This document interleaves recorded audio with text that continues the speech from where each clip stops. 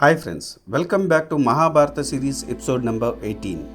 నా ప్రీవియస్ ఎపిసోడ్లో దేవవ్రతుడు శాంతనుడి దగ్గరికి వెళ్ళడం, ఆ తర్వాత శాంతనుడు యోజన గ్రంథిని ప్రేమించడం, దాసరాజు దానికి అంగీకరించకపోవడం, తర్వాత దాసరాజును ఒప్పించి తనకు రాజ్యాధికారం వద్దని మరియు తను వివాహం చేసుకోనని భీష్మ ప్రతిజ్ఞ చేసి దేవవ్రతుడు కాస్త భీష్ముడిగా మారిపోయాడు. ఆ తర్వాత ఏం జరిగిందన్నది ఈ వీడియోలో చెప్పబోతున్నా. So let's get into the video. Dasaraju వెంటనే తన కూతురు యోజన గంధిని శంతనునికిచ్చి వివాహం జరిపించాడు. తన కుమారుడైన గాంగేయుడు తన కోరిక తీర్చడం కోసం చేసిన త్యాగాన్ని శంతనుడు ఎంతగానో ప్రశంసించాడు. కుమార, నీకు ఒక వరం ప్రసాదిస్తున్నాను. నీకు స్వచ్ఛంద మరణం ప్రసాదిస్తున్నాను. నీవు నీ ఇష్టం వచ్చినప్పుడు మరణించవచ్చు అని వరం ఇచ్చాడు. శంతనుడికి సత్యవతి ద్వారా 2 కొడుకులు పుట్టారు. వారు చిత్రాంగదుడు, విచిత్రవీర్యుడు. వారి చిన్న వయసులోనే ఉండగానే శంతనుడు చనిపోయాడు.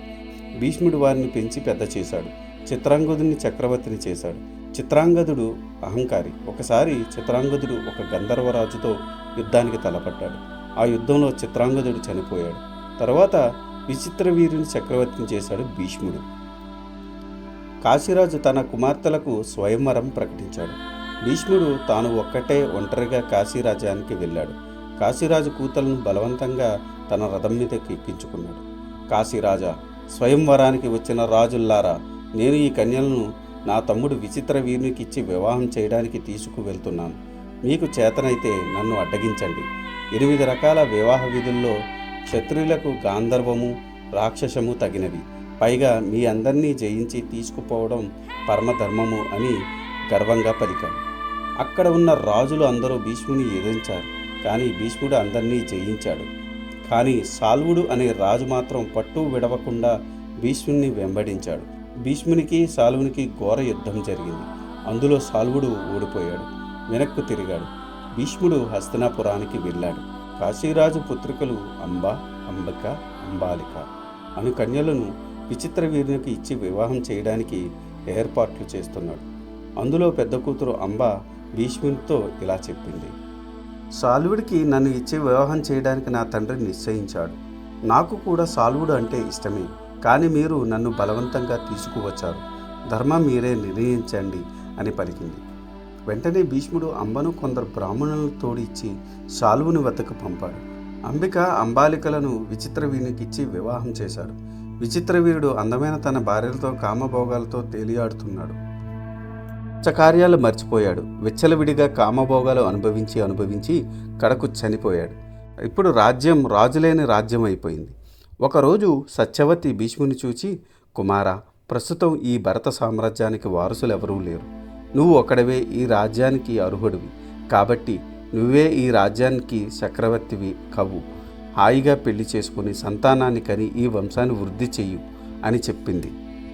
అమ్మా, నేను ఆజన్మాంతం బ్రహ్మచారిగా ఉంటానని ప్రతిజ్ఞ చేశాను. రాజ్యాధికారం ముట్టనని శపథం చేశాను. ఇప్పుడు మీరు ఇలా పలకటం తగునా? నేను మాత్రం నా బ్రహ్మచర్య వ్రతాన్ని విడవను.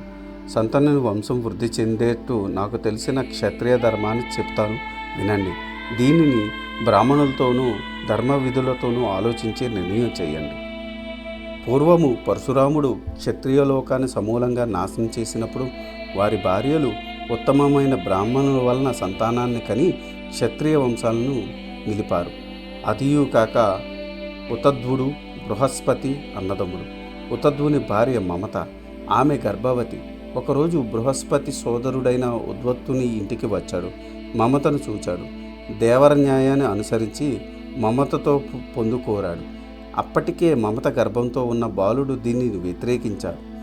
ఇది ధర్మ వ్యతిరేకమని పెద్దగా అరిచాడు. బృహస్పతికి కోపం వచ్చింది. ఆ బాలుడిని పుట్టుగుడ్డిగా శపించాడు. ఆ బాలుడే దీర్ఘతమతుడు. దీర్ఘతముడు గుడ్డివాడైనా వేదాంగాలు అభ్యసించాడు. ప్రద్వేషిని అనే కన్యను వివాహమాడాడు. అతనికి చాలామంది పుత్రులు కలిగారు. కానీ ప్రద్వేషినికి మాత్రం భర్త మీద ప్రేమ లేదు. అదే విషయం దీర్ఘమతుడు అడిగాడు. భరించేవాడు భర్త, భరింపదగినది భార్య. కానీ ఇన్నాళ్ళు నేను నిన్ను భరిస్తున్నాను. ఇంకా ఎంతకాలం భరించాలి? నా చేత కాదు. నువ్వు వేరే చోటుకి వెళ్ళు అని పలికింది ప్రద్వేషిని. దీర్ఘతమునికి కోపం వచ్చింది. దీర్ఘవతముడు ఆడవాళ్ళకు ఒక శాపంనిచ్చాడు. భర్త లేని భార్యలు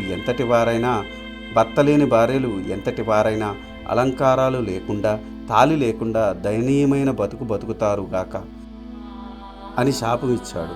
ప్రద్వేషిని కూడా కోపం వచ్చింది. తన కొడుకులను పిలిచి, ఈ ముసలివాడిని ఎక్కడికైనా తీసుకుపోయి విడిచిపెట్టండి అని కోరింది.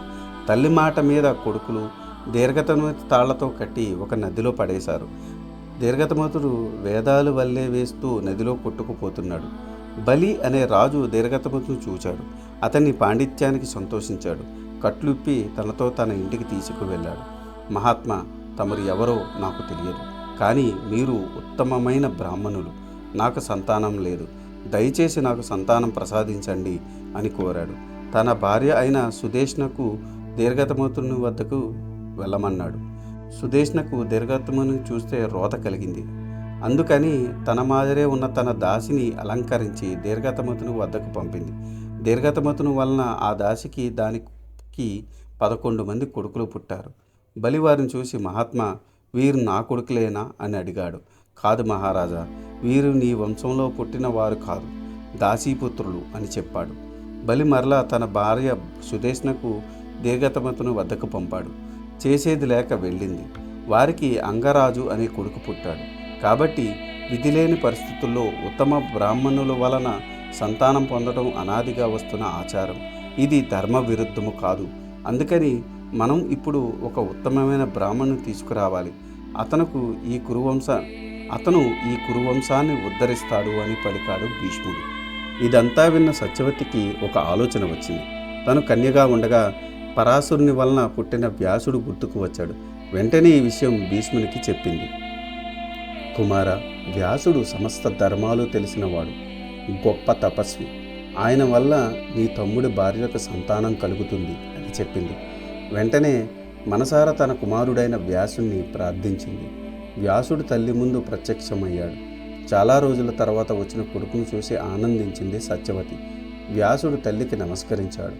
భీష్ముడు వ్యాసునికి సత్కరించాడు. సత్యవతి కుమారుని చూసి, కుమారా, ఈ రాజ్యానికంతా వారసుడైన ఈ భీష్ముడు తన భీష్మ ప్రతిజ్ఞతో వివాహానికి, రాజ్యాధికారానికి దూరమయ్యాడు. నాకు వేరే కుమారులు లేకపోవడం వల్ల ఈ వంశము ఇంతటితో ఆగిపోయే ప్రమాదం ఉంది.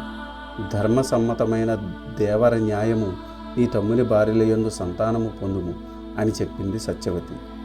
అమ్మ, నీవు ఆజ్ఞాపించినట్లే చేస్తాను అన్నాడు వ్యాసుడు. ఆ తర్వాత ఏం జరిగిందని తెలుసుకోవాలనుకుంటే మీరు మా ఛానల్ సబ్స్క్రైబ్ చేసుకొని బెల్ నోటిఫికేషన్ ఆన్ చేసుకొని పెట్టుకోండి. ఈ వీడియో కనుక మీకు నచ్చితే do like, share and subscribe. Thanks for watching. జై సనాతన ధర్మం.